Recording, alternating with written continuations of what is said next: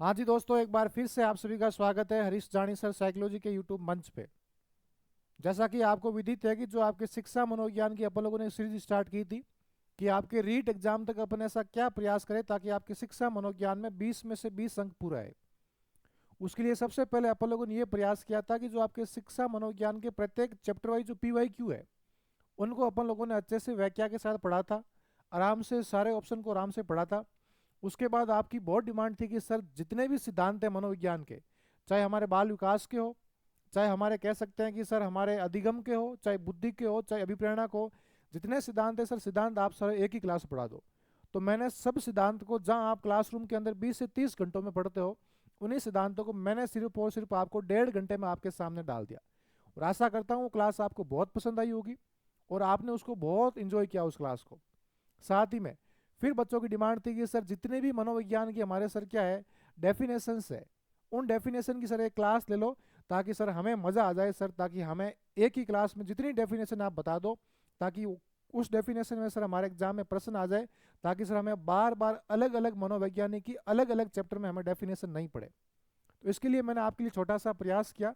जैसा कि आपको पीछे थंबनेल दिख रहा है, आज आप क्लास है मनोविज्ञान की जितनी भी परिभाषाएं हैं सारी परिभाषाएं आपको एक ही क्लास के अंदर मिलने वाली। चाहे आपके कह सकते हैं कि शिक्षा मनोविज्ञान की हो, बाल विकास की हो, अधिगम की हो, मोटिवेशन हो, सभी की मैंने आपके लिए एक ही क्लास में लाने का प्रयास किया। तो अगेन आप सबका हार्दिक स्वागत, अभिनंदन। आशा करता हूँ आप इस क्लास को बहुत ज़्यादा प्यार देंगे। और साथ ही में आपको वही बात हमेशा कहने वाली, क्लास को लाइक करिएगा, सब्सक्राइब करिएगा, और क्लास समझ में आए अच्छी लगे तो एक बार कमेंट जरूर करिएगा कि और मैं आपके लिए शिक्षा मनोविज्ञान के लिए क्या क्या प्रयास कर सकता हूँ। क्योंकि अब मुझे लगता है कि इस क्लास के बाद आपके ओनली फॉर यदि मैं शिक्षा मनोविज्ञान की मैराथन क्लास लेके आऊँ तो वो आपके लिए बहुत इंपॉर्टेंट होगी। बस इतना कमेंट करिएगा कि मैराथन क्लास आपके लिए थ्योरी की लेके आए या फिर आपके लिए कह सकते हैं कि MCQ की क्लास लेके आए। बस एक बार कमेंट जरूर करिएगा। चलिए भाई, अपन बिना समय खराब किए बिना अपने परिभाषाओं को पढ़ते हैं। देखिएगा, अब मैंने क्या प्रयास किया कि जितने भी मनोवैज्ञानिक है आपके शिक्षा मनोविज्ञान के अंदर, चाहे वो मनोवैज्ञानिक आपके अलग अलग मनोवैज्ञानिक है, मैंने सभी मनोवैज्ञानिकों परिभाषा एक ही पन्ने में ऐसे ऐसे डालने का प्रयास किया। इसका मतलब क्या है, जैसे कि एक मनोवैज्ञानिक का नाम है मन। अब मन की इंपॉर्टेंट इंपॉर्टेंट परिभाषाएं कौन सी है, कौन कौन सी मन की महत्वपूर्ण परिभाषाएं हैं, वो सारी परिभाषाएं मैंने एक साथ लिख दी कि भाई मन बुद्धि के बारे में क्या कहता है, अवधान के बारे में क्या कहता है। फिर जैसे आपका कौन आया, वुडवर्थ आया, तो वुडवर्थ बुद्धि के बारे में क्या कहता है, मोटिवेशन के बारे में क्या कहता है, अधिगम के बारे में क्या कहता है, वातावरण के बारे में। ऐसे करते करते मैंने सभी प्रकार की परिभाषाएं आपको यहाँ पर एक ही पेज में डालने का प्रयास किया। चलिए भाई देखिएगा, अब देखो मन क्या कहता है। यदि आपको फोन में PDF नहीं दिख रही तो आप अपनी जो आपका यूट्यूब है उसकी जो आपके देखने की है ना क्वालिटी, उसको 360 से बढ़ाकर 720 या फिर 460 रखिएगा आपको, या 420, आपको आराम से ये क्लास अच्छे से दिख जाएगी। देखो मन क्या कहता है, मन बुद्धि के बारे में क्या कहता है। मन कहता है कि यदि आपके सामने कोई नवीन क्या आ जाए, परिस्थिति आ जाए, यदि आपके सामने कोई नवीन परिस्थिति आ जाए, उस नवीन परिस्थिति को आपका जो मस्तिष्क है वो मस्तिष्क कितने सॉफ्टनेस के साथ किसी चीज को झेलता है, वही आपकी क्या है, बुद्धि है। अर्थात मन क्या कहता है, आप मन से याद करो, म से मन, और म क्या कहता है, म से मस्तिष्क। अर्थात मन आपके क्या बुद्धि के बारे में क्या बात करता है कि नवीन परिस्थिति को मस्तिष्क द्वारा झेलने की नमनीयता ही बुद्धि कहलाती है। इसका मतलब आपके मस्तिष्क कितने सॉफ्टनेस के साथ किसी समस्या को झेलता है, वही आपकी बुद्धि है। इसलिए मन से याद करो, म से मन, म से मस्तिष्क याद कर लो, ठीक है भाई। फिर क्या कहता है, मन कहता है आपके अवधान के बारे में। अवधान के बारे में क्या कहता है कि जो आपकी अवधान है ना, ये अवधान आपका मोटिवेशन की प्रक्रिया है। किसकी प्रक्रिया है, मोटिवेशन की प्रक्रिया है। तो मैंने आपको पहले याद करवाया था कि आपके अल्बर्ट बांडुरा कहता है, क्या कहता है कि सामाजिक अधिगम के 4 सोपान है। तो इसमें पहला सोपान है आपका कौन सा, अवधान, और सबसे अंतिम सोपान है मोटिवेशन। क्योंकि आपको ट्रिक याद कराई थी, ARRM। तो आपको अच्छे से पता है कि ए का मतलब क्या होता है, अटेंशन, और एम का मतलब होता है मोटिवेशन। तो अटेंशन सबसे पहला वाला और सबसे अंत वाला मोटिवेशन। तो इसको आप आराम से याद कर सकते हो कि अवधान के बारे में क्या कहता है कि ध्यान आपकी मोटिवेशन की एक प्रक्रिया है। चलो भाई आगे देखो, वुडवर्थ भाई साहब क्या कहते हैं। वुडवर्थ बुद्धि के बारे में क्या कहते हैं कि कार्य करने की विधि ही क्या कहलाती है, बुद्धि कहलाती है। तो याद करो, देखो व से विधि और व से वुडवर्थ, व से विधि और वह से वुडवर्थ। तो वुडवर्थ क्या कहता है कि आप कुछ भी काम कर रहे हो, उस काम करने की विधि ही आपकी क्या कहलाती, बुद्धि कहलाती है। और देखो वुडवर्थ क्या कहता है, वुडवर्थ मोटिवेशन में क्या कहता है कि व्यक्ति का तात्कालिक बल है जो उसके व्यवहार को ऊर्जा प्रदान करता है। देखो वापस क्या कहता है, व से व्यवहार, वापस व से वुडवर्थ, व से व्यवहार, व से वुडवर्थ। तो कहीं ना कहीं वुडवर्थ आपके अभिप्रेरणा क्या कहता है कि ऐसी कोई आपका तात्कालिक बल जो आपको व्यवहार के लिए क्या करता है, ऊर्जा प्रदान करता है। देखो अधिगम के बारे में क्या कहता है, अधिगम के बारे में वुडवर्थ कहता है कि नवीन ज्ञान व नवीन प्रतिक्रियाओं को प्राप्त करने की प्रक्रिया ही सीखना है। नवीन ज्ञान व नवीन प्रतिक्रिया को, इसका मतलब यहाँ क्या करे, देखो बुद्धि के अंदर बी वुडवर्थ आपके कह सकते हैं कि क्या बात करता है कि बुद्धि कार्य करने की विधि है। अधिगम में कहता है किसी भी प्रकार की आप नवीन प्रतिक्रियाएं कर रहे हो, नवीन कुछ भी ज्ञान कर रहे हो, उसको प्राप्त करने की प्रक्रिया ही आपकी क्या कहलाती है, अधिगम कहलाता है। साथ में देखो वातावरण की ओर क्या कहता है, यह कहता है हमारे चारों तरफ फैले वे सभी तत्व है जो हमें जन्म से लेकर मृत्यु तक क्या करते हैं, प्रभावित करते हैं। देखो वुड से याद करो वुडवर्थ, और वू से याद करो बुढ़ा आदमी।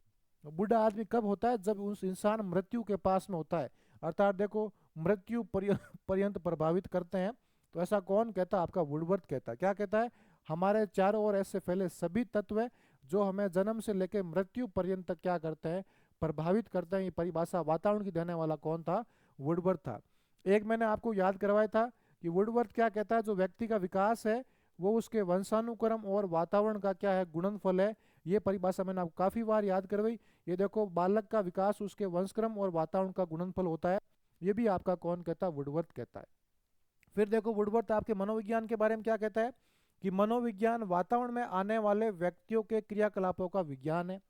तो वापस देखो यहाँ पे क्या आ गया, वह से वुडवर्थ, और वह से वुडवर्थ किसकी बात करता है, वातावरण के बारे में बात करता है। अर्थात मनोविज्ञान वातावरण में आने वाले व्यक्तियों के क्रियाकलापों का विज्ञान है। चलो ठीक है। व्यक्तित्व के बारे में क्या कहता है वुडवर्थ, ये कहता है कि व्यक्तित्व है ना, व्यक्ति की संपूर्ण गुणात्मकता इकाई है। अर्थात व्यक्ति के जितने सारे गुण है, उन सारे गुण को इकट्ठा करके इकाई बनाए ना, वो इकाई ही आपकी क्या कहलाती है, व्यक्तित्व है। इस बात को सपोर्ट कौन करता है, वुडवर्थ कहता है। और साथ में वुडवर्थ क्या कहता है कि व्यक्ति के व्यवहार का समूचा गुण क्या, उसका व्यक्तित्व है। व्यक्ति का जो भी व्यवहार है, उसका जो भी क्या है, समूचा गुण है। सभी व्यवहार को इकट्ठा कर लिया जाए, चाहे उसके आंतरिक गुण हो, बाह्य गुण, उनको इकट्ठा करने के बाद सारा गुण है, वही आपका क्या है, व्यक्तित्व है। ऐसा कौन कहता है, वुडवर्थ कहता है। इसका मतलब यहाँ भी आपके व्यवहार को दर्शा रहा है। कहीं ना कहीं जहां पर भी आपको व्यवहार दिखे, वहां हर बार कौन आ रहा है, आपका वुडवर्थ आ रहा है। तो ये कुछ आपकी वुडवर्थ की परिभाषाएं थी। आगे देखिएगा, आगे आपके देखो एक मनोवैज्ञानिक का नाम था बोरिंग। इस बोरिंग की परिभाषा पिछले रीट में पूछी है, पीटे में पूछी है, वो पूछी बुद्धि की। अब देखो यहाँ क्या कहता है, ये कहता है कि बुद्धि परीक्षण जो मापता है वही बुद्धि है।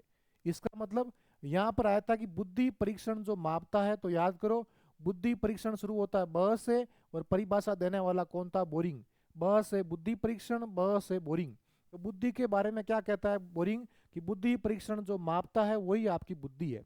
साथ में देखो बोरिंग क्या कहता है मनोवैज्ञानिक बारे में, देखो बोरिंग क्या होती है, बोरिंग का मतलब जिसके अंदर आपका मन नहीं लगे, जिसमें आपको इंटरेस्ट नहीं आए।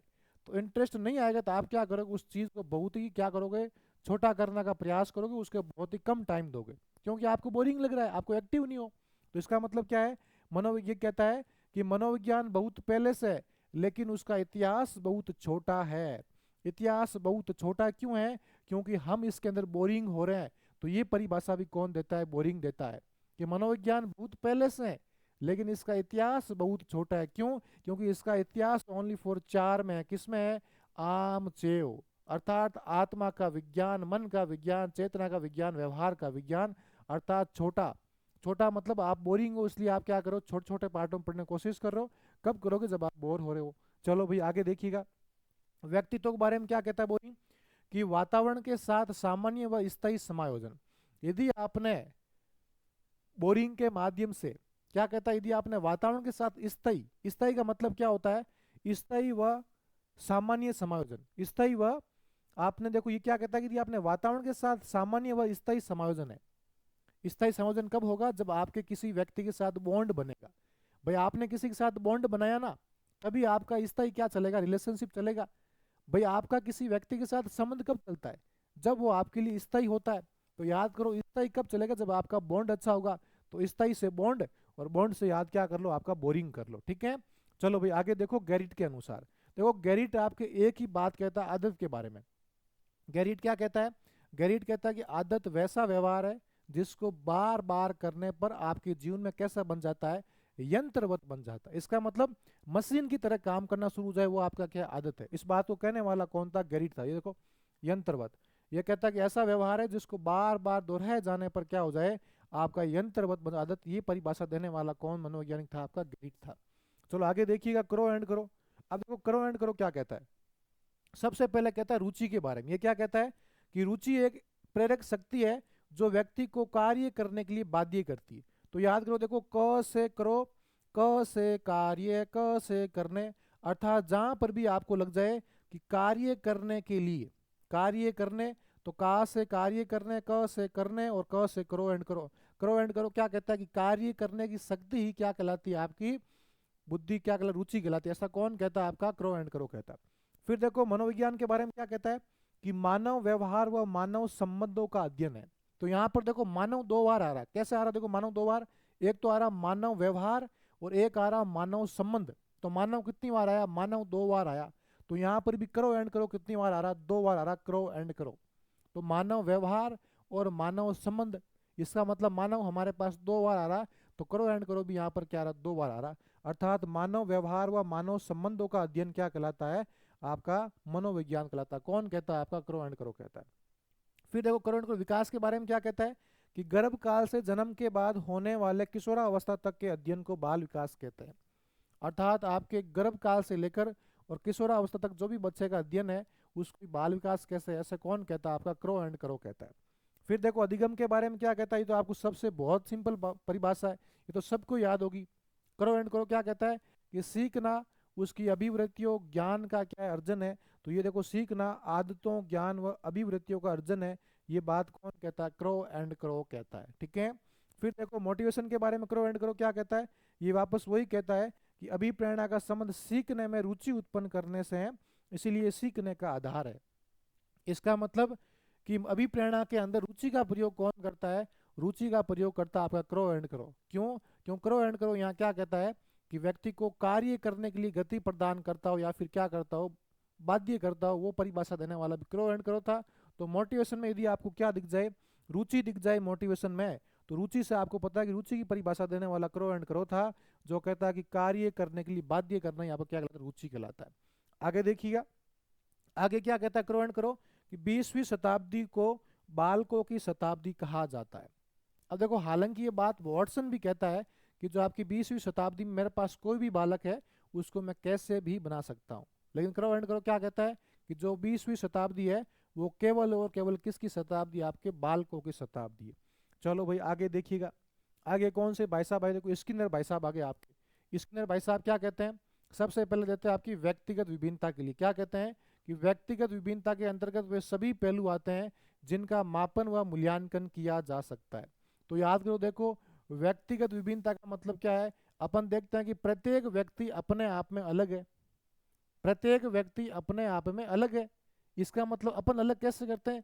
आजकल की दुनिया में क्या करते हैं?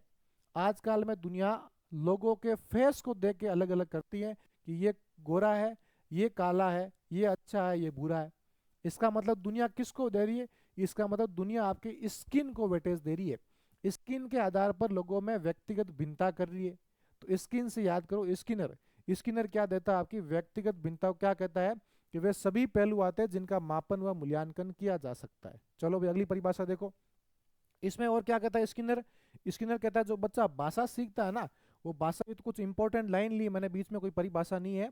इसमें यह कहता है कि बच्चा भाषा अनुकरण व पुनर्बलन के माध्यम से सीखता है। कैसे सीखता है?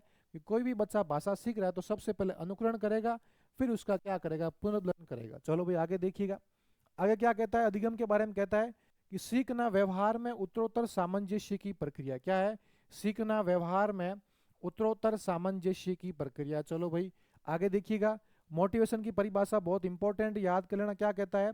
कि अधिगम का सबसे अच्छा मार्ग क्या? स्किनर है। अधिगम का सबसे अच्छा मार्ग क्या है? अभिप्रेरणा। ऐसा बात कौन कहता है? स्किनर कहता है कि अधिगम का आपको करना है। अधिगम आप सीख तभी पाओगे जब आप में मोटिवेशन होगा। अर्थात क्या कहता है? Motivation is super way of learning. इस बात को सपोर्ट करने वाला कौन थे? आपके स्किनर थे। ये इंपॉर्टेंट परिभाषा मैं आपके लिए कह रहा हूँ। साथ में क्या कहता है? समायोजन के लिए क्या कहता है? कि समायोजन एक व्यक्ति की अधिगम प्रक्रिया है। व्यक्ति समायोजन कर रहा है, इसका मतलब कुछ ना कुछ क्या कर रहा है, व्यक्ति सीखने का प्रयास कर रहा है। चलो आगे देखिएगा। एक व्यक्ति का नाम है क्या, डमविल। डमविल को आपके सिलेबस में है नहीं, क्यों, अवधान आपके सिलेबस में, फिर भी याद कर लो कि किसी दूसरे व्यक्ति के बजाय वस्तु केंद्रण करना, मतलब किसी चीज पर ध्यान देना ही क्या आपका अवधान है, ये हालांकि आपके रीट के सिलेबस में नहीं है।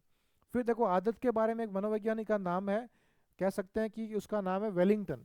वेलिंगटन क्या कहता है, वेलिंगटन कहता है, देखो वैलेंटाइन आप कब बनाते हो वैलेंटाइन से देखो वेलिंगटन से याद करो वैलेंटाइन। वैलेंटाइन आप मनाते हो कब है, 14 फरवरी को मनाते हो। और 14 फरवरी को मनाने के लिए आप क्या करते हो, आप 10 फरवरी से तैयार होना शुरू कर लेते हो कि मुझे कौन सा गिफ्ट देना है, कैसे देना है, कहाँ पर देना है। आप सारे अपने हथकंडे यहाँ पर अपना लेते हो। इसका मतलब वैलेंटाइन से याद करो, क्या याद करो, आपके वेलिंगटन। वेलिंगटन कब बनाते हैं, 10 फरवरी को। तो हम लोग क्या करते हैं, वेलिंगटन बनाते हैं 14 फरवरी को, हम लोग क्या करते हैं 10 फरवरी से काम करना शुरू कर देते हैं। इसका मतलब वेलिंगटन कहता है कि ऐसा व्यवहार का, सामान्य व्यवहार का ये 10 गुना शक्तिशाली व्यवहार को दर्शाता है। क्या कहता है कि व्यक्ति का दूसरा व्यवहार है जो व्यक्ति के सामान्य व्यवहार से 10 गुना शक्तिशाली होता है। व्यक्ति की आदत ऐसी होती है जो नॉर्मल व्यवहार से 10 गुना क्या होती, शक्तिशाली होती है। 10 गुना से याद करो, 10 फरवरी को हम क्या करते हैं, वैलेंटाइन के लिए काम करना शुरू कर देते हैं। चलो भाई देखो, लेडेल क्या कहता है लेडेल क्या कहता है, देखो लेडेल से याद करो लाड, लाड से याद करो प्यार। तो व्यक्ति क्या करता है, व्यक्ति शुरू शुरू के अंदर प्यार तो जानबूझ के करता है, क्योंकि उसको पता है कि यदि मैंने प्यार जानबूझकर नहीं किया तो मेरे से बात कौन करेगा। तो शुरू शुरू में व्यक्ति प्यार जानबूझकर करता है। तो ये भी यही बात कहता है लेडेल कि शुरू शुरू में व्यक्ति किसी काम को जानबूझकर या फिर अपने मर्जी से करता है, लेकिन उस काम को बार बार करने के बाद एक टाइम ऐसा आएगा कि वो काम अपने आप ही हो जाता है। यही परिभाषा कहता है कि वह व्यवहार है जिसे व्यक्ति प्रारंभ में जानबूझकर करता है, किंतु कुछ समय बाद क्या हो जाता है, स्वतः अपने आप भी हो जाता है। और एक मनोवैज्ञानिक का नाम है रायबर्न। रायबर्न कहता है कि सीखना आदतों के निर्माण की प्रक्रिया, क्या है, सीखना आदतों के निर्माण की प्रक्रिया है। आगे देखिएगा, आगे एक आपका नाम है किसका, देखो थ्रस्टन आपके सिलेबस में है नहीं अभिवृत्ति रीड के, लेकिन फिर भी आपको देखना है। थ्रस्टन कहता है कि व्यक्ति की मनोवैज्ञानिक सकारात्मक और नकारात्मक सोच ही क्या है, व्यक्ति की अभिवृत्ति है। फिर आप आता रोष। रोष बुद्धि की परिभाषा क्या देता है, देखो रोष, रोष क्या होता है, रोष से याद करो रोना, रोष से याद करो रोना। व्यक्ति जब पीड़ा में होता है ना, तो व्यक्ति खूब सारा रोता है, और रोने के बाद क्या करता है, रोने के बाद व्यक्ति खुद को अनुकूलन कर लेता है। मान के चलो आपको कोई बार बार पीड़ा दे रहा है, तो आपने रोना स्टार्ट किया, रोना स्टार्ट करते ही आपको अनुकूलन की प्राप्ति हो जाएगी, आप खुद को शांत कर लोगे। तो रोष वैसा ही कहता है कि नवीन परिस्थितियों से चेतन अनुकूलन ही आपकी क्या है, बुद्धि है। आपके सामने कुछ भी परिस्थिति है, यदि आपने परिस्थिति को अपने कॉन्शियस माइंड से उसको एडेप्शन कर लिया है, तो वही आपकी क्या है, बुद्धि है। तो अनुकूलन से याद करो रोना, रोते ही आपको क्या मिल जाएगा, अनुकूलन मिल जाएगा। चलो भाई आगे देखो, आगे रोज क्या कहता है कि किशोरावस्था की परिभाषा क्या कहता है कि किशोर समाज सेवा के आदर्शों का निर्माण व पोषण करते हैं। क्या करते हैं कि किशोर हैं वो समाज सेवा के आदर्शों का निर्माण व पोषण करते हैं। वातावरण के बारे में क्या कहता है, रोज कहता है कि कोई बाहरी शक्ति है जो हमें प्रभावित करती है। अरे भाई व्यक्ति रोता कब है, व्यक्ति तब रोता है जब कोई बाहरी व्यक्ति उसको बार बार इफेक्ट करता है, अर्थात बाहरी कोई दूसरा व्यक्ति है जो आपको बार बार दिल के लिए या फिर किसी और बात के लिए इफेक्ट कर रहा है, तब आपको रोना आता है। तो क्या याद करो, रोना से याद करो रोष। तो रोष क्या कहता है वातावरण के बारे में, कि वातावरण कोई बाहरी शक्ति है जो हमें क्या करती है, प्रभावित करती है। साथ ही में आपके रोष किसका, बाल्यावस्था की क्या परिभाषा कहता है कि मिथ्या या फिर छद्म परिपक्वता काल ही क्या है, बाल्यावस्था। अर्थात बाल्यावस्था झूठी अवस्था है, क्योंकि आपको पता है कि झूठी अवस्था में बच्चा क्या करता है, रोता है, झूठा रोता है। जिस समय बच्चा बाल्य अवस्था में होता है, बच्चा फालतू में रोता है क्योंकि मम्मी पैसे नहीं दे रही है, खर्चा नहीं करवा रही है, तो बच्चा झूठा रोता है। तो झूठे से याद करो मिथ्या। तो ये कहता है मिथ्या या फिर छद्म परिपक्वता काल क्या है, बच्चे की बाल्य अवस्था। ऐसा कौन कहता है, थ्रस्टन कहता है। फ्रीमैन देखो आप पढ़ लेना, वारेन आप पढ़ लेना, क्योंकि वारेन और फ्रीमैन आपके सिलेबस में है नहीं, फिर भी मैंने लिख के लाया। वैलेंटाइन देखो क्या कहता है, वैलेंटाइन एक तो परिभाषा देता है आप किसकी, व्यक्तित्व की। अरे वैलेंटाइन आप कब होती है, वैलेंटाइन कब मनाओगे, जब आप खुद की इच्छा खुद की इच्छा कैसी होती, अर्जित होती है, और किसी दूसरे की इच्छा क्या होती है, आपको क्या मिलती है। देखो खुद की इच्छा होती है आपकी जन्मजात होती है, और दूसरे की इच्छा क्या होती है, आपके सामने अर्जित, जो आप वातावरण से या किसी दूसरे माध्यम से ग्रहण करते हो।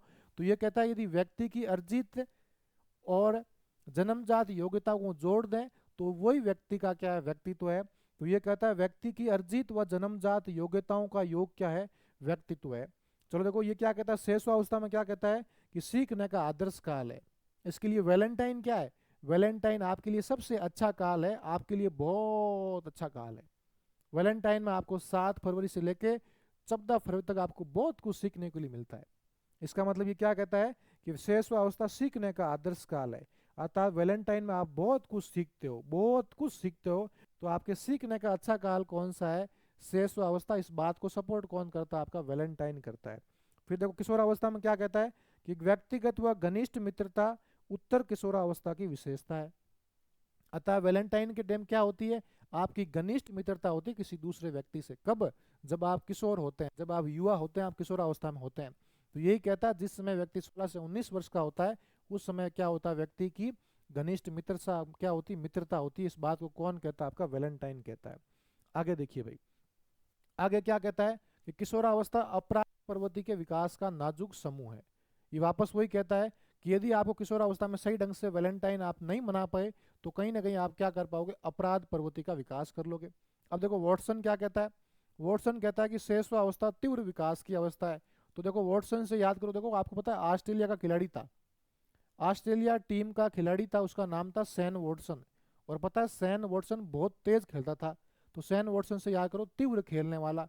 तो ये क्या कहता है कि शेषवावस्था तीव्र विकास की अवस्था, ऐसा कौन कहता है, वॉटसन कहता है। साथ में ये क्या कहता है, ये कहता है मनोविज्ञान के बारे में कि व्यवहार का निश्चित व धनात्मक विज्ञान है। क्या है, व्यवहार का निश्चित व धनात्मक विज्ञान क्या, मनोविज्ञान है। इस बात को सपोर्ट कौन करता है, कौन करता है, वॉटसन करता है। अब देखो ऑलपोर्ट की परिभाषा आपके लिए इंपॉर्टेंट है। ऑलपोर्ट एक परिभाषा क्या कहता है कि व्यक्ति में 17,953 शील गुण होते हैं, ठीक है।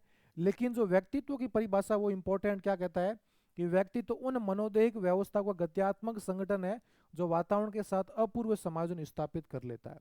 अर्थात व्यक्ति के व्यवस्था को गत्यात्मक संगठन जो गतिशील होता है उसके साथ व्यक्ति खुद गतिशील रह के अपने वातावरण के साथ क्या करता है, समायोजन करता है। चलो भाई, बिंगम क्या कहता है, तो बिंगम देखो रुचि आपके सिलेबस में नहीं, अभिक्षमता नहीं, इसको फिर भी पढ़ लेना। ट्रेक्सलर आपके क्या, अभिक्षमता भी आपके सिलेबस में है नहीं, फिर भी एक बार आप उसको आंखों में से निकाल लेना। देखो जेम्स ड्रेवर क्या कहता है, जेम्स ड्रेवर वापस बात करता है आपकी रुचि के बारे में। रुचि आपके सिलेबस में है नहीं रीड के लेवल में, आत्मसंप्रति भी आपकी रीड में सिलेबस है नहीं, फिर भी आप पढ़ लेना। गेट्स, देखो गेट्स की देखिएगा, गेट्स आपके अधिगम के बारे में क्या कहता है, गेट्स व अन्य। देखो हमेशा जब भी परिभाषा में नाम यही आएगा आपका, गेट्स व अन्य। तो गेट्स व अन्य, ठीक है। अन्य से याद कर लो अनुभव, क्या याद करो, अनुभव से कर लो, क्या कर लो, अनुभव। और आप गेट बंद करना कब सीखो किसी घर का, जब आपको बार बार प्रशिक्षण होगा, जब आपके पास में प्रशिक्षण होगा, और जब आपके पास अन्य से याद करो अनुभव। तो जब आपके पास अनुभव व प्रशिक्षण के द्वारा व्यवहार में संशोधन करना क्या कहलाता है, अधिगम कहलाता है। इस बात को सपोर्ट करने वाला कौन था, गेट्स था। गेट्स क्या कहता है, अनुभव, अनुभव से याद करो अन्य, और क्या करो, फिर कह रहा कि अनुभव एवं प्रशिक्षण। प्रशिक्षण कब होगा, जब आप बार बार गेट बंद करना सीखोगे। कब सीखोगे, जब आपके पास में प्रशिक्षण होगा। तो क्या कहता है कि अधिगम अनुभव व प्रशिक्षण द्वारा व्यवहार में संशोधन करना ही क्या कहलाता है, अधिगम कहलाता है। साथ देखो क्या कहता है मैकडूगल, तो देखो मैकडूगल आपके लिए रुचि की बात करता है, लेकिन रुचि आपके सिलेबस में है नहीं। फिर भी क्या कहता है कि रुचि व्यक्ति के अवधान का क्रियात्मक रूप है, फिर भी इस बात का ध्यान रखना। साथ में देखो ये मनोविज्ञान के बारे में क्या कहता है कि मानव के आचरण व व्यवहार का यथार्थ विज्ञान है। आपको पता है कि मूल प्रवृत्ति से अपन क्या देखते हैं, व्यक्ति के संवेगों को देखते हैं, और व्यक्ति के संवेग कहीं ना कहीं व्यक्ति के आचरण को प्रभावित करते हैं, आचरण को प्रदर्शित करते हैं। तो आचरण से याद करो मूल प्रवृत्ति, और मूल प्रवृत्ति से याद करो आपका मैकडूगल, और म से मैकडूगल, म से मूल प्रवृत्ति, म से मनोविज्ञान। तो मनोविज्ञान की परिभाषा कौन देता है, मैकडूगल। इसमें क्या कहता है कि मनोविज्ञान मानव के आचरण व व्यवहार का यथार्थ विज्ञान है। क्या है, व्यवहार का यथार्थ विज्ञान है। आगे देखिएगा भाई, आगे ये बुद्धि के बारे में क्या कहता है कि अतीत के अनुभवों के आधार पर जन्मजात प्रवृत्ति को सुधारने की योग्यता है। अर्थात आपको पता है कि मूल प्रवृत्ति कैसी होती है। मूल प्रवृत्ति आपकी जन्मजात होती है, मैंने कई बार आपको पढ़ाया। तो यहाँ पर यही कह रहा है कि आपके जो भी पुराने अनुभव है, उस अनुभव के आधार पर जो भी आपकी जन्मजात प्रवृत्ति है, यदि उसमें कुछ आप सुधार करते, वही आपकी बुद्धि है। तो यहाँ याद कर लो, जन्मजात से तो मूल प्रवृत्ति होती है जन्मजात। तो परिभाषा देने वाला कौन था? William McDougall. और विलियम मैकडूगल क्या करता है? आपकी मूल प्रवृत्ति का सिद्धांत देता है। आगे देखिएगा क्या उन्हें भाई साहब का नाम है टर्मन भाई साहब। वही टर्मन जो बुद्धि लब्धि क्या देता है आपको? सूत्र IQ बराबर MA/CA गुणा 100। इसमें क्या कहता है कि अमूर्त विचारों के बारे में सोचने की योग्यता। अमूर्त विचारों के बारे में सोचने की, आपके सामने ऐसे विचार जो आपको भी सोच नहीं सकते हो, जो आपके सामने हो ही नहीं, उनके बारे में सोचने की क्षमता ही आपकी बुद्धि। इस बात को कौन कहता है? टर्मन कहता है। फिर एक व्यक्ति का नाम है अपने भाई बकिंगम। वो क्या कहता है? बकिंगम कहता है कि सीखने की योग्यता ही बुद्धि है। क्या कहता है? सीखने की योग्यता ही बुद्धि है। और एक व्यक्ति का नाम आता है एडलर। एडलर की परिभाषा इंपॉर्टेंट है। एडलर क्या कहता है कि यदि व्यक्ति को समायोजन होना है तो व्यक्ति क्या करे? अपने जीवन में श्रेष्ठता प्राप्ति कर ले। तो ये देखिएगा कि श्रेष्ठता की प्राप्ति ही समायोजन। ऐसा कौन कहता है? आपका एडलर कहता है। आगे देखिए भाई, आगे आपके आता अल्फ्रेड बीने। अल्फ्रेड बीने क्या कहता है? अल्फ्रेड में कितने शब्द है? अल्फ्रेड में 4 शब्द है। तो जब भी आपको 4 शब्द मिल जाए, ज्ञान, आविष्कार, निर्देश, आलोचना, ये परिभाषा देने वाला कौन था? अल्फ्रेड बीने। अल्फ्रेड बीने में 4 वर्ड है अल्फ्रेड में, और यहाँ पे 4 कहता है कि बुद्धि सिर्फ 4 शब्दों में है।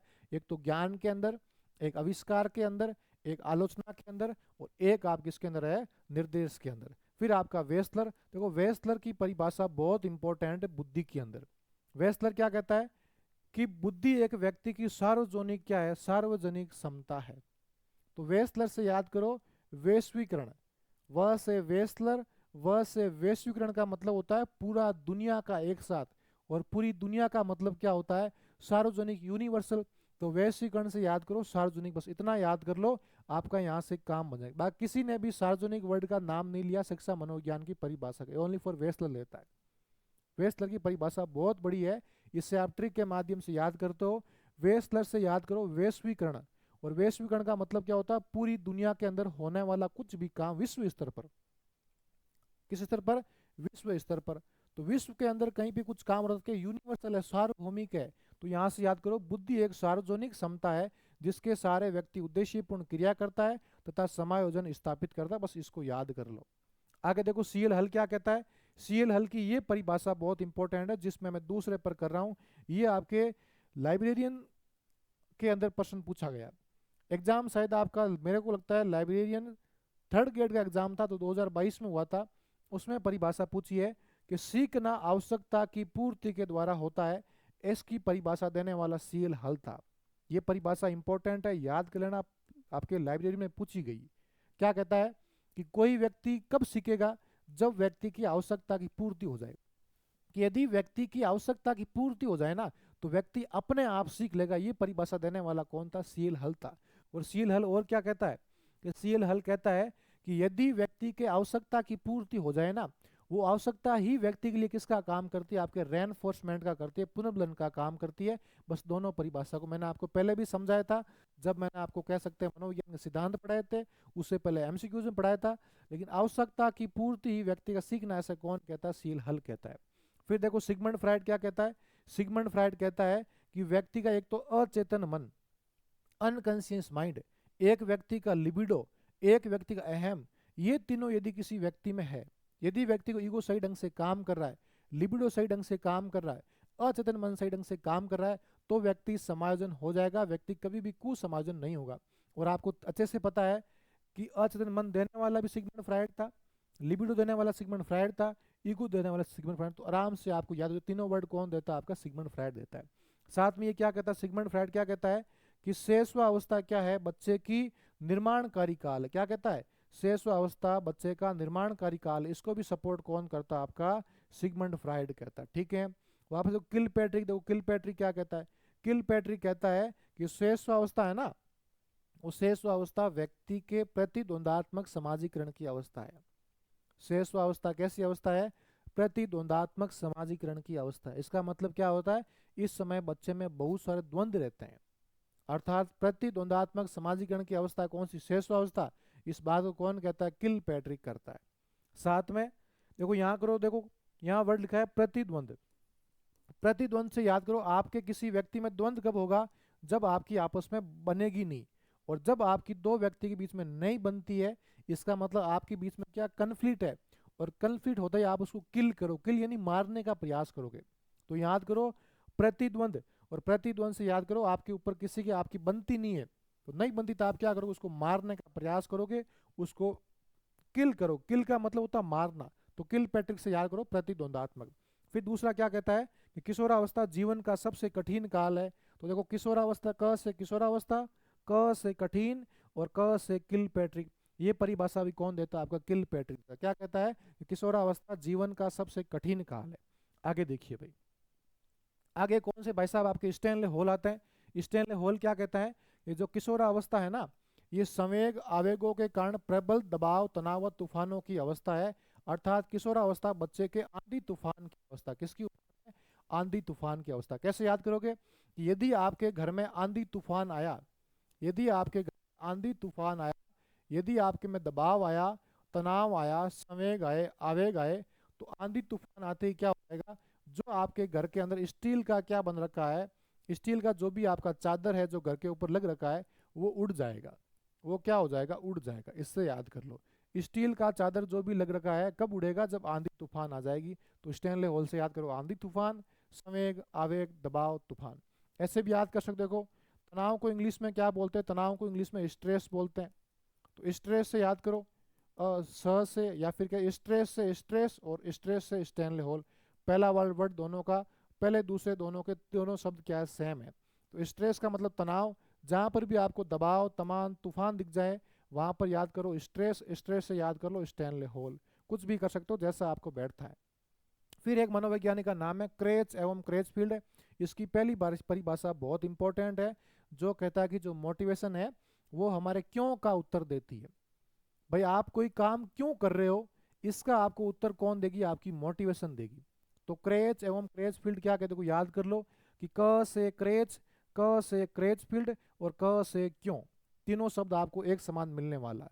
तो क्रेच फील्ड क्या कहता है? कि मोटिवेशन हमारे क्यों का उत्तर देती है।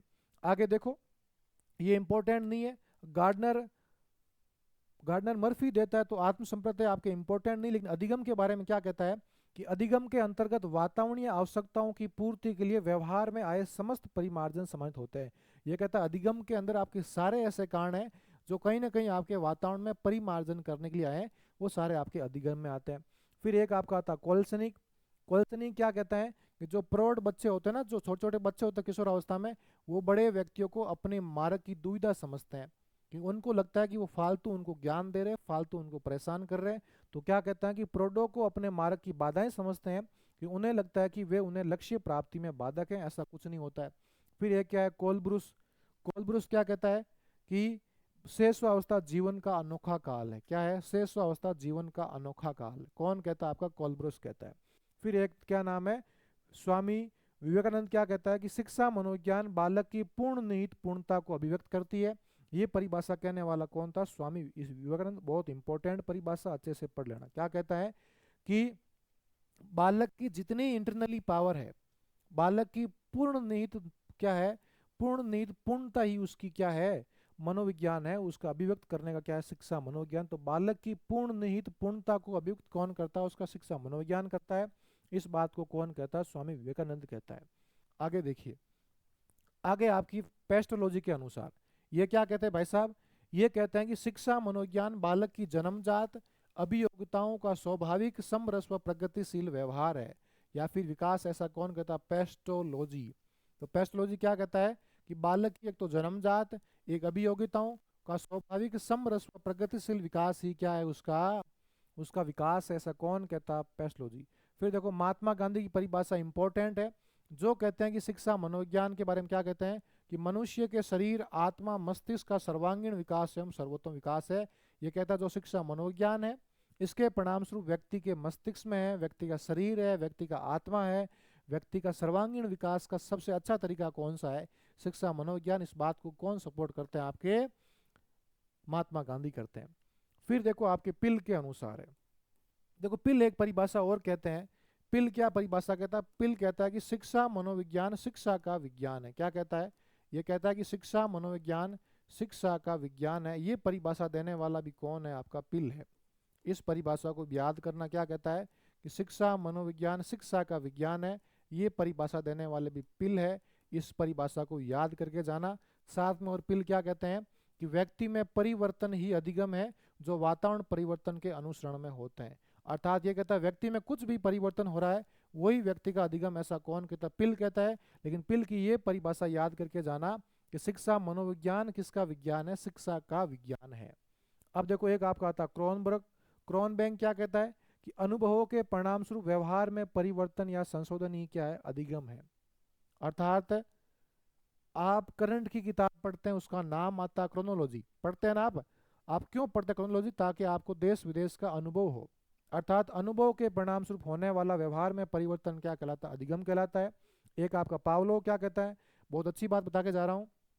पावलोव कहता है कि बच्चा भाषा अनुबंधन के माध्यम से सीखता है। इसीलिए आपके अनुबंधन का पिता कौन? पावलोव है।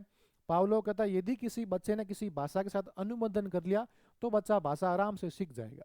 एक का नाम है अल्बर्ट बांडुरा, और ये क्या कहता है? ये कहता है कि बच्चा भाषा अनुकरण से सीखता है। कैसे करता है? बच्चा पीछे पीछे नकल करने से, दोहरान करने से सीखता है। ऐसा कौन कहता है? बांडुरा कहता है। एक आपका गिलफर्ट है।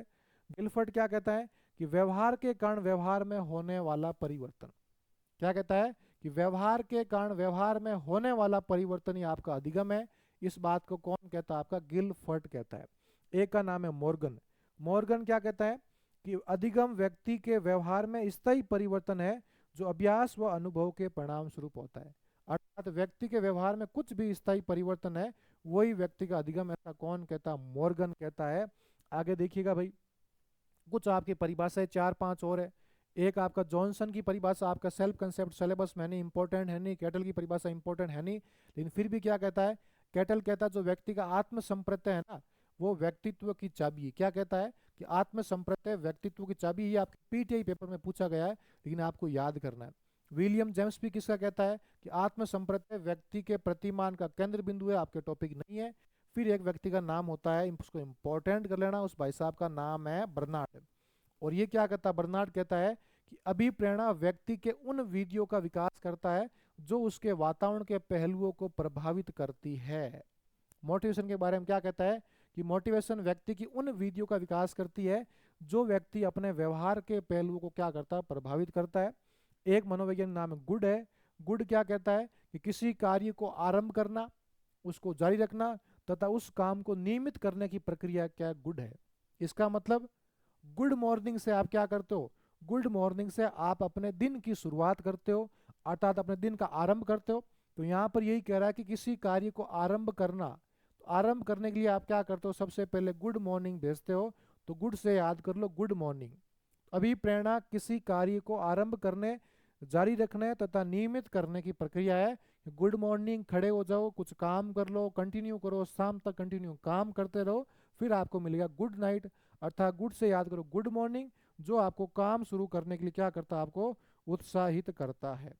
ठीक है, चलो भाई आगे देखिएगा एडलर क्या कहता है। एडलर कहता है यदि किसी व्यक्ति में किसकी प्राप्ति है? श्रेष्ठता की प्राप्ति है, तो ही वो व्यक्ति का क्या है? वो व्यक्ति का समायोजन है। जुंग क्या कहता है? जुंग कहता है यदि कोई व्यक्ति आत्मसिद्धि की प्राप्ति कर लेता है, यदि कोई व्यक्ति आत्मसिद्धि की प्राप्ति कर लेता है तो उस व्यक्ति को क्या हो जाएगा? समायोजन की प्राप्ति हो ही जाएगी। कौन कहता है? जुंग कहता है। तो जू कहाँ रहती है? जू आपके मस्तिष्क में, आपकी आत्मा में रेंगती है। तो याद करो आ से आत्मा, आत्मा में कौन रहती? जुंग। तो आत्मा से याद कर लो आपका आत्मसिद्धि। क्या याद कर लो? आत्मसिद्धि याद कर लो। ठीक है, तो याद हो जाएगा कि आत्मसिद्धि प्राप्ति ही क्या है? व्यक्ति के समायोजन का आधार है। इस बात को कौन कहता है? जुंग। तो जू आपके कहाँ रखती है? आत्मा में। तो आत्मा से याद करो आत्मसिद्धि, और उससे याद कर लो क्या? जुंग याद कर लो। एक आपका नाम है शेफर। शेफर की परिभाषा बहुत इंपॉर्टेंट है, ये पिछले आपके रीट के अंदर परीक्षा में पूछी गई है। मैं फिर कह रहा हूं इंपॉर्टेंट है, आपके रीट में पूछी गई। शेफर क्या कहता है कि समायोजन से तात्पर्य व्यक्ति की आवश्यकता व उनको पूरा करने वाली परिस्थितियों के बीच तालमेल स्थापित करने की प्रक्रिया है। अर्थात व्यक्ति की जो कुछ भी क्या है परिस्थितियां है, यदि उन परिस्थितियों के साथ आपने तालमेल बिठाया और उस आवश्यकता की पूर्ति कर ली, वही आपका समायोजन ऐसा कौन कहता है? शेफर कहता है। इसका मतलब कि जब तक आप अपनी आवश्यकताओं की पूर्ति नहीं करोगे, जब तक उसमें तालमेल नहीं बिठाओगे, तब तक आप सेफ फील नहीं करोगे। अतः सेफ फील करने से याद करो शेफर। शेफर क्या कहता है आपका? कि अपनी स्थितियों के बीच में तालमेल बिठाना और अपनी आवश्यकता की पूर्ति करना ही आपका समायोजन। इस बात को कौन कहता है? आपका शेफर कहता। ठीक है, आगे देखिए भाई। आगे परिभाषा एक याद करो हेल्डफील्ड की। हेल्डफील्ड क्या कहता है? कि व्यक्तित्व की पूर्ण व संतुलित क्रियाशीलता को मानसिक स्वास्थ्य कहते हैं। अर्थात मानसिक स्वास्थ्य से याद करो, मां से मानसिक को इंग्लिश बोलते हैं हेल्थ, और हेल्थ से याद करो हेल्डफील्ड। अतः हेल्डफील्ड जहां भी मिल जाए क्या याद करोगे? मानसिक स्वास्थ्य या फिर हेल्थ याद करोगे। तो कैसी हेल्थ है आपकी? मेंटल हेल्थ है। तो व्यक्ति की पूर्ण व संतुलित क्रियाशीलता को मानसिक स्वास्थ्य कहते हैं। ठीक है, एक मनोवैज्ञानिक का नाम है लेडेल। लेडेल की परिभाषा पूछी गई है कि मानसिक स्वास्थ्य वास्तविकता के धरातल पर वातावरण के साथ पर्याप्त समायोजन करने से है या समायोजन करने की योग्यता है। अर्थात व्यक्ति वास्तविकता के साथ अपने जहाँ रहता है उस पृथ्वी पर और अपने वातावरण के साथ कैसे समायोजन करता है, वही व्यक्ति का क्या है? समायोजन। ऐसा कौन कहता है? लेडेल कहता है। एक आपके व्यक्ति का नाम है जोन्स। जोन्स कहता है किशोरावस्था शेषवावस्था की पुनरावृत्ति। क्या कहता है? किशोरावस्था है जो शेषवावस्था क्या है? पुनरावृत्ति है। एक व्यक्ति का नाम है हेडो कमेटी, जो कहता है कि 11-12 वर्ष की उम्र में बच्चों की क्या होता है? बच्चों की नसों में ज्वार उठने लगता है। और एक का नाम है जोरोम बुर्नर, जो कहते हैं विकास की किसी भी अवस्था में बच्चे को कुछ भी सिखाया जा सकता है। क्यों? जोरोम बुर्नर कहता है कि बच्चा अपने ज्ञान का निर्माण खुद करता है। इसका मतलब विकास की किसी भी अवस्था में बच्चे को कुछ भी सिखाया जा सकता है। एक का नाम है बर्क। बर्क क्या कहता है कि जन्म से पूर्व की अवस्था से लेकर जन्म के बाद परिपक्वता अवस्था तक का होने वाले अध्ययन को क्या बोलते हैं? अपन बाल विकास बोलते हैं। अर्थात जन्म से पहले लेकर जन्म के बाद परिपक्वता तक होने वाली अवस्था क्या कहलाती है? आपकी बाल विकास।